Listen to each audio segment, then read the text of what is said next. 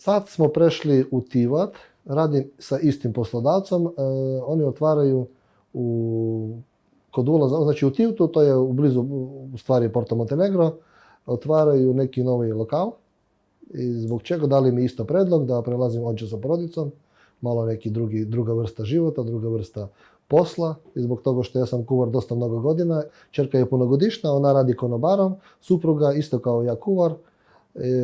Sad u trenutku radimo na jednog poslodavca u jednom lokalu. Generalno što se tiče uslova u kojima radite, plate i tako dalje, možete li to da uporedite sa uslovima u, na primjer, Ukrajini ili nekim drugim državama, budući da ste i vi u prilici da radite sa ljudima, sa strancima koji dolaze sa svih krajeva svijeta? Zbog čega bi neko došao, na primjer, iz Šri Lanke, iz Nepala, iz drugih dalekih država, iz Meksika, da radi u Crnu Goru?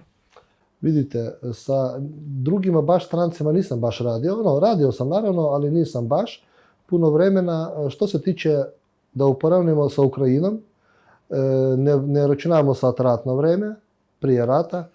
Otprilike, ako vidimo dnevnica, otprilike ista.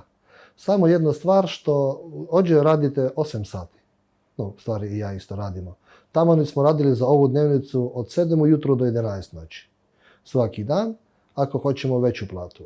No sad vidite, i zbog naše političkoj situaciji Rusa i Ukrajinaca baš mnogo i mislim da je dosta dolazilo u isto vrijeme sa nama Rusa koji isto protiv ovog rata, ali ne može ništa napraviti. Znači Rusa je još više kao Ukrajinaca.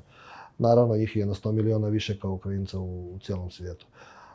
Koga sam vidio još ovdje, dosta mnogo imate turskih, znači muslimani, ali nisam siguran radi oni ovdje ili samo živi, mora da živi i radi naravno.